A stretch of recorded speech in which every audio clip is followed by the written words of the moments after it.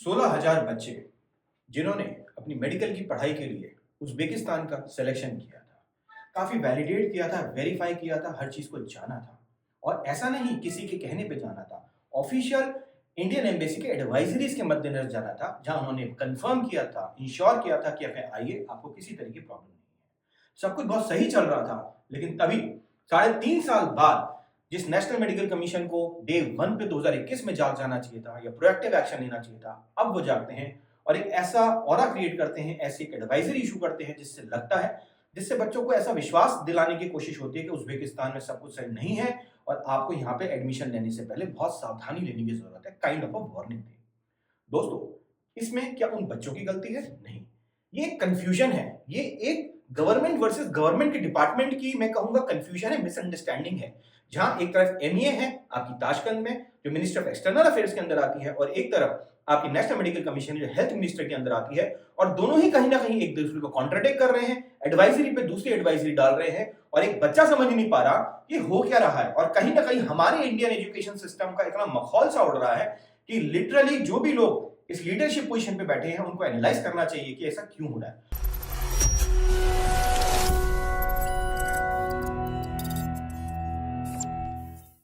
दोस्तों, मेरा नाम है अनुज गोयल और आज इस पूरे एनालिसिस को हम लोग करना चाहते हैं कि उज़्बेकिस्तान में जेन्युइनली सिचुएशन क्या है, एडवाइजरी जो आई हैं उनका मतलब क्या है, उनका फ्लो क्या है, हरियाणा मेडिकल कमीशन की एडवाइजरी या नेशनल मेडिकल कमीशन या इंडियन एम्बेसी कमीशन, सारी चीजों का हम विश्लेषण करेंगे। और मैं आपको इंश्योर कर रहा हूं इस वीडियो को देखने के बाद आपको इस सवाल का जवाब मिल जाएगा कि आपकी डेस्टिनेशन में कितनी समस्या हो सकती है या कितना आपको परेशान होने की आवश्यकता नहीं है।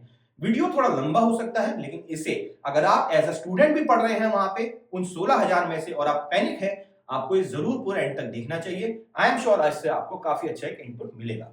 तो आज का टॉपिक है Uzbekistan violates FMGL NMC advisory, what is a reality versus is it a matter of overreach. कहीं ना कहीं चीजों को बना के प्रेजेंट किया गया है। इस पूरे एपिसोड के अंदर 3 मेन पिलर्स आ रहे हैं आज की कंडीशन में, जहां हम आज खड़े हैं आपके जून 8 तारीख को, राइट। इस पूरे एपिसोड के अंदर मेजरली 3 ऐसी एडवाइजरी हैं जिन्होंने आपस में एक दूसरे को कॉन्ट्रडिक्ट किया और एक इतनी क्राइसिस सिचुएशन प्रेजेंट कर दी। तो आज जो हम एनालाइज करने जा रहे हैं, सबसे पहले लेटेस्ट एडवाइजरी जो आई है, आज 12 जून है, 11 जून को आई है हरियाणा मेडिकल काउंसिल की एडवाइजरी, जहां उन्होंने वार्निंग दी है और एक कॉशन दिया है स्टूडेंट्स को कि उज़्बेकिस्तान के कॉलेजेस में एडमिशन लेने से पहले आपको सोचना चाहिए, नहीं तो हम आपको इंटर्नशिप करने की अपॉर्चुनिटी नहीं देंगे। दूसरे नंबर पे जिस एडवाइजरी का हम एनालिसिस करेंगे वो है नेशनल मेडिकल कमीशन की एडवाइजरी, जिसकी वजह से कंफ्यूजन स्टार्ट हुआ और जहां सारा का सारा आपको मैं कंफ्यूजन की एक एक तह तक लेके जाऊंगा कि इनपुट होना क्या था और कंफ्यूजन क्यों क्रिएट हुआ, जिसकी ये प्रॉब्लम है। और तीसरा, इंडियन एम्बेसी ने जो बहुत ही जिम्मेदारी भरा एक जवाब दिया और सिचुएशन को संभालने की कोशिश की और बच्चों को एक सही पर्सपेक्टिव देने की कोशिश की। दोस्तों, सबसे पहले शुरू करते हैं लेटेस्ट, पीछे जाएंगे Haryana medical commission. Haryana medical commission ने 9 तारीख को एडवाइजरी जारी की है, जिसके अंदर उन्होंने बोला है, स्टूडेंट्स को बोला जाता है, right, that national medical commission ने इन्फॉर्म किया है that certain foreign universities have found non compliant with the prescribed norms of FMGL, जिसमें इन्होंने 8 यूनिवर्सिटीज का नाम दिया है। 2 हैं बेलीज की, 3 बेलीज की, और उज़्बेकिस्तान के बारे में Chirchiq branch, Bukhara state medical institute, Samarkand state medical institute, Tashkent state medical university और TIT institute of medical sciences, जिसमें स्पेशली 1 2 3 4 5 यूनिवर्सिटी उज़्बेकिस्तान की भी हैं। और बच्चों को बोला गया है कि आप जो भी एडमिशन ले रहे हैं नॉन कंप्लायंट कॉलेजेस में, और नॉन रिकॉग्निशन हो जाएगी डिग्री एनएमसी की स्टेट मेडिकल काउंसिल के थ्रू भी, and you will be disqualified from appearing in the licensing exam, inadequate clinical training and result in financial and economic loss।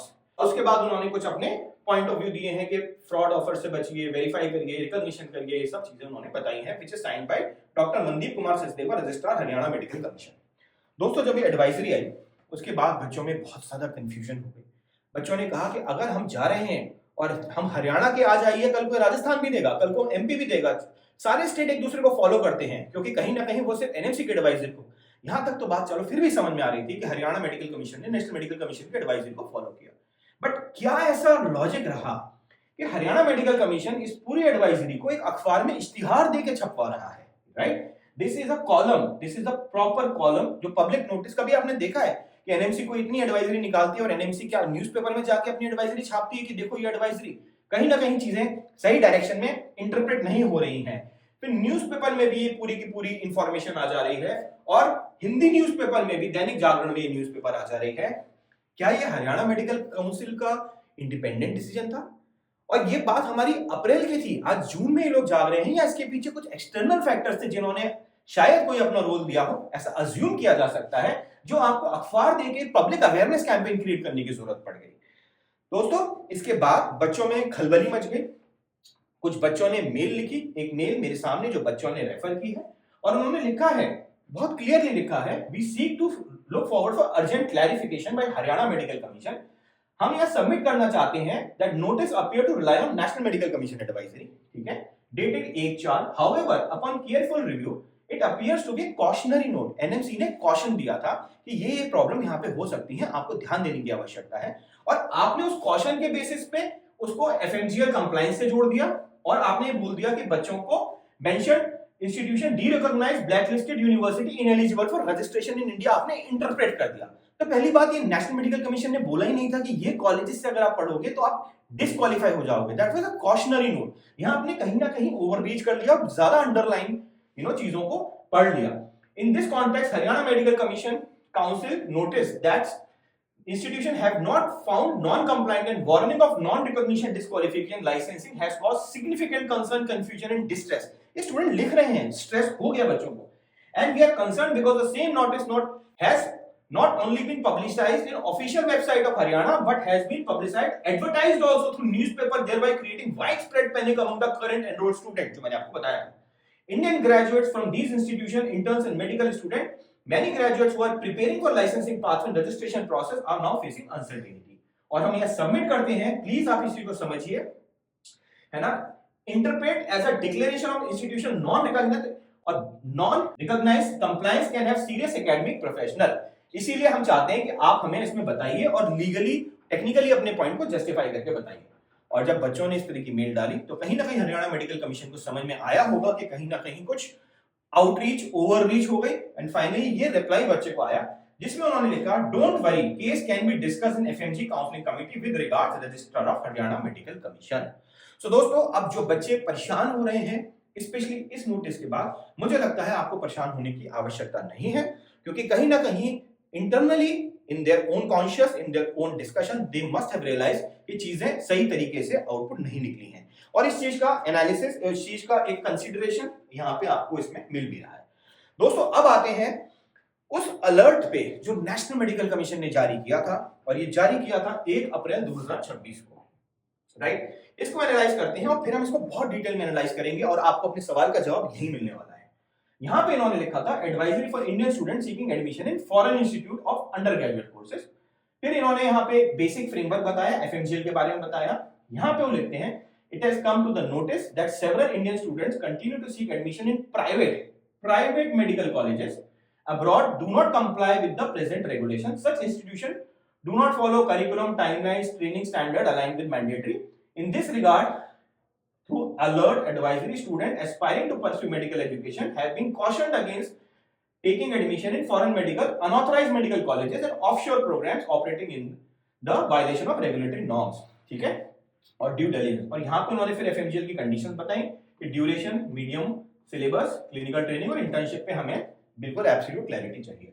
और उसके बाद नेशनल मेडिकल कमीशन ने, in this alert is issued specifically in relation to admission sought by Indian nationals colleges in Uzbekistan. और Uzbekistan में सारी चीजों को generalise कर दिया। अब जब हम इसको ब्रेक करेंगे ना, क्योंकि हर कॉलेज को इन्होंने एक ही तराजू में तोल दिया, इन्होंने हर कॉलेज को जो जेन्युइन था और जो नॉन जेन्युइन था और जो सबसे रिकॉग्नाइज्ड यूनिवर्सिटी थी, उनको इन्होंने कहीं ना कहीं एक फ्रॉडस्टर वाली कैटेगरी में डाल दिया, नॉन कंप्लायंट डाल दिया, जिसमें Bukhara state medical institute, Samarkand state medical institute, Tashkent state medical university और TIT institute of medical sciences का दे दिया, राइट। और उन्होंने बोला कि ये इंफॉर्मेशन हमें एम्बेसी ऑफ इंडिया ने कम्युनिकेट की है ताशकंद में, जिन्होंने बताया है कि क्वालिटी स्टैंडर्ड को लेकर यहाँ पे काफी प्रॉब्लम आ रही है और ये सारे इश्यूज फ्लैग किए गए हैं और reports are admitted beyond the intake capacity. एक इशू आया कि इनटेक कैपेसिटी से ज्यादा एडमिशन हो रहे हैं यहाँ पे, जिससे क्वालिटी ऑफ एजुकेशन कॉम्प्रोमाइज हो रही है, हैंड ऑन ट्रेनिंग यहाँ पे बच्चों को नहीं मिल रही है, लैक ऑफ कम्युनिकेशन।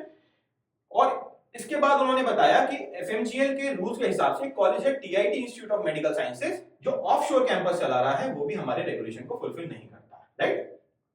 तो उन्होंने बोला इंडियन एम्बेसी के एडवाइजरी के थ्रू हमें लगता है कि आपको सावधान लेने की जरूरत है और एक्सट्रीम कॉशन लेने की यहाँ पे आवश्यकता है, राइट। अब दोस्तों जब ये एडवाइजरी आई तो नेचुरल सी बात है, एक बम विस्फोट सा ही समझ लीजिए कि आपने पूरे उज्बेकिस्तान को लपेटे में ले लिया और यहाँ पे फिर इंडियन एम्बेसी ने अपनी क्लैरिफिकेशन इशू की, बहुत ही categoric. And I must appreciate, generally हमारा जो एक्सपीरियंस रहा है एफएमजीएल के बाद, एम्बेसी इतनी प्रोएक्टिव नहीं होती है, राइट। उनको अंतर नहीं पड़ता, एंड जेन्युइनली स्पीकिंग एम्बेसी का रोल भी इतना इंपॉर्टेंट नहीं है कि एक चीज को क्लैरिफाई करे, but yes Indian embassy over here has taken a proactive action. और उन्होंने यहाँ पे लिखा कैटेगोरिकली दैट इंडिया, ये तो चलिए जनरल हो गया, that Indian students seeking admission, we have seen emergence in many universities in Uzbekistan. Embassy would like you to satisfy yourself. फिर उन्होंने बोला एफएमजीएल रेगुलेशन को आपको फुलफिल करना है और एफएमजीएल के लिए कंडीशंस हैं, अगेन जो उन्होंने रिपीट की यहाँ पे, आपको यहाँ पे 54 मंथ्स की एजुकेशन है, 12 महीने की इंटर्नशिप है, क्लिनिकल ट्रेनिंग होनी चाहिए, मीडियम इंग्लिश में होना चाहिए, मैंडेटरी सब्जेक्ट होनी चाहिए, university must be regulatory registered with the professional, मतलब लाइसेंस आपको यहाँ पे लेके आना है। फिर उन्होंने एक इंपॉर्टेंट बात बताई दोस्तों, ये वाला पैराग्राफ, और एम्बेसी ये क्लियरली लिख रही है, the ministry of foreign affairs of Uzbekistan has confirmed that all those who obtain medical degrees in Uzbekistan are permitted to practice in the land according with the domestic registration. तो जब embassy categorically clear कर रही है, और embassy कुछ भी ऐसे नहीं लिख देगी, naturally they must have got a very formal high level communication from their health और एजुकेशन मिनिस्ट्री, तब जाके वो यहाँ पे लिख रही है, राइट। और उसके बाद फिर वो लोग और क्लैरिफाई करते हैं इस चीज को, emails have been received that studying in these universities have been banned। वो बोल रहे हैं ऐसा लिखा गया है कि बैन, क्योंकि परसेप्शन ऐसा आया कि यूनिवर्सिटी नॉन कंप्लायंट एफएमजीएल है। There is information regarding Samarkand State Medical University, Bukhara Medical Institute and Tashkent State Medical University admission taking beyond their capacity, कि इन कॉलेजेस में एडमिशन ज्यादा ले लिए गए हैं अपनी कैपेसिटी के कारण, जिसके कारण अकोमोडेशन हॉस्टल कंप्लेंट कुछ बच्चों की यहाँ पे आई हैं, राइट।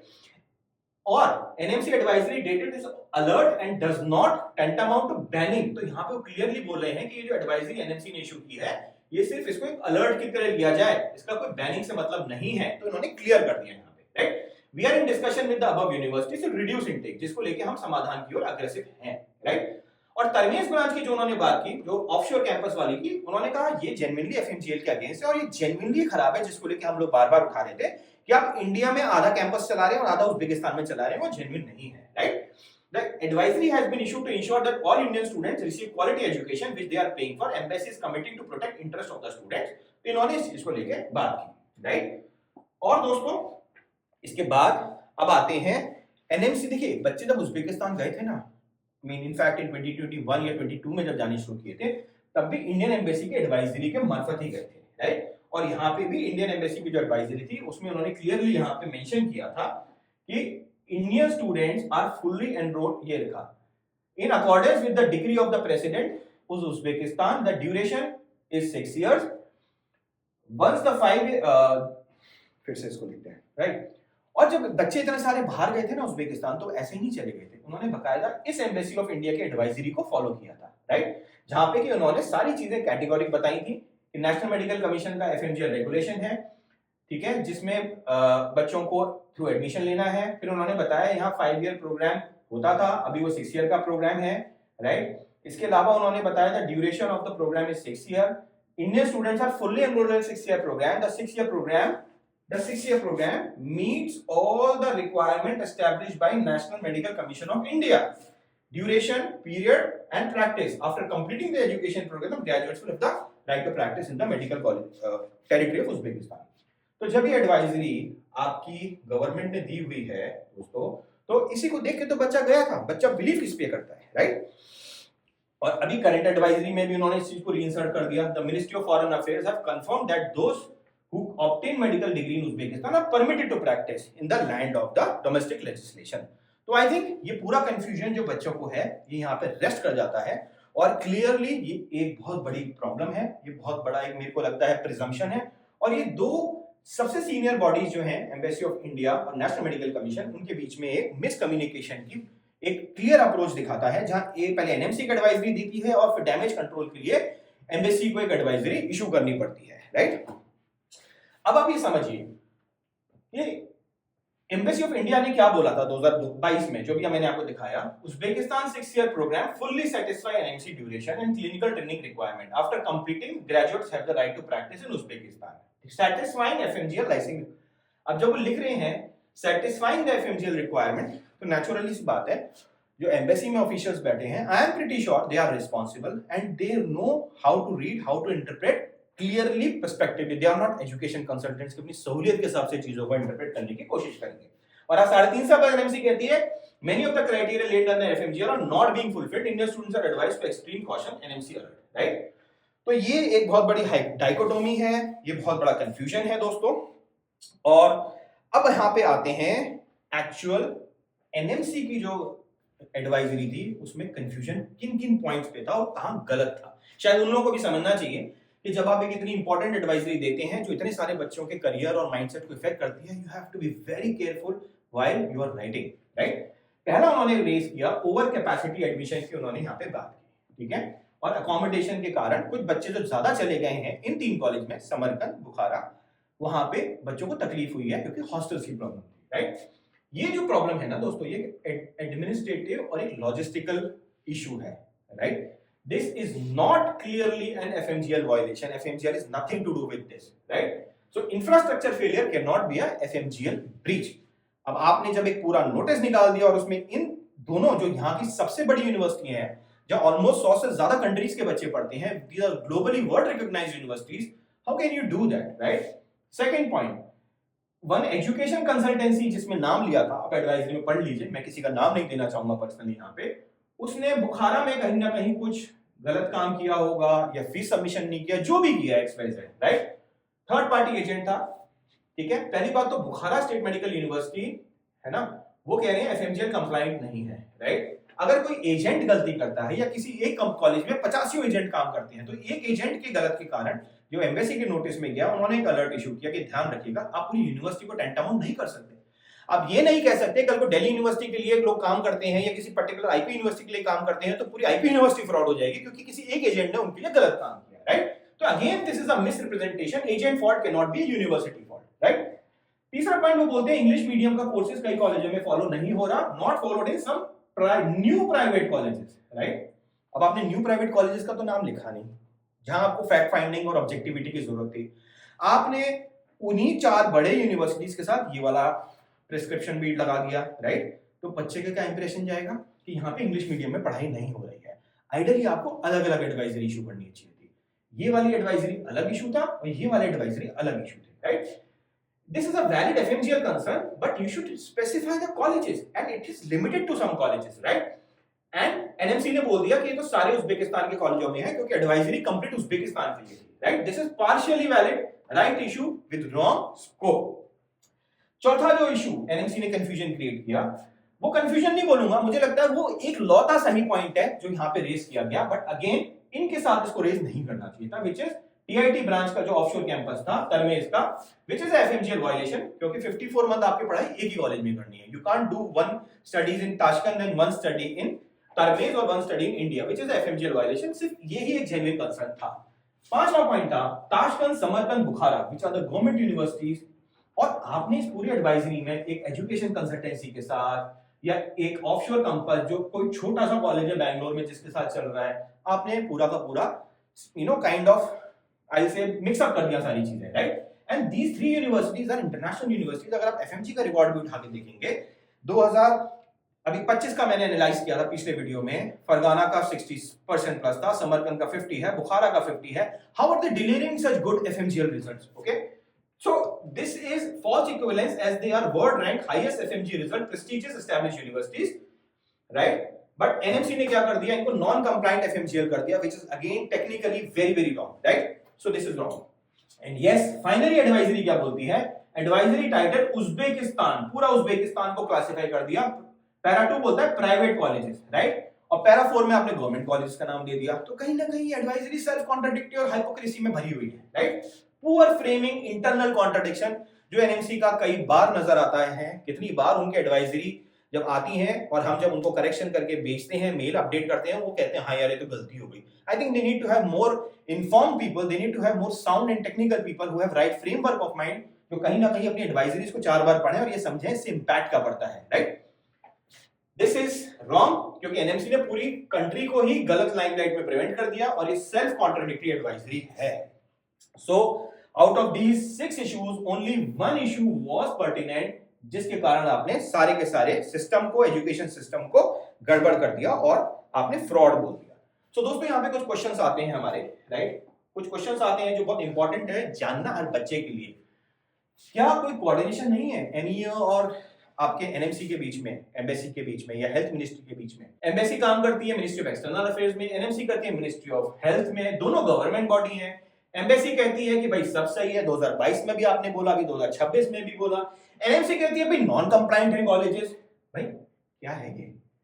आप सही बोल दो या आप सही बोल दो, बच्चे को क्यों आप परेशान कर रहे हो? और जो पढ़ रहे हैं बच्चे उनको क्यों आपने इतना स्ट्रेस क्रिएट कर रखा है? मुझे लगता है प्रॉब्लम यहाँ पे ताशकंद में नहीं है, प्रॉब्लम यहाँ पे दिल्ली में, द्वारका में ज्यादा बड़ी प्रॉब्लम है, जहां हमेशा कोशिश की जाती है कि जहां भी फॉरेन एजुकेशन की बात आए कुछ ना कुछ ऐसा मौका ढूंढो और चीजों को पेंट कर दो एक पर्टिकुलर लाइमलाइट के अंदर। दूसरा सवाल आता है, which communication does a student trust? किसकी बात पे भरोसा करे आज की डेट में, राइट? अ पेरेंट सिटिंग जो पटना में, जयपुर में, पठानकोट में, नागपुर में बैठा है, वो 2022 की एडवाइजरी के बाद गया था जहां एम्बेसी कह रही थी कि सारी रिक्वायरमेंट पूरी है, आ जाओ।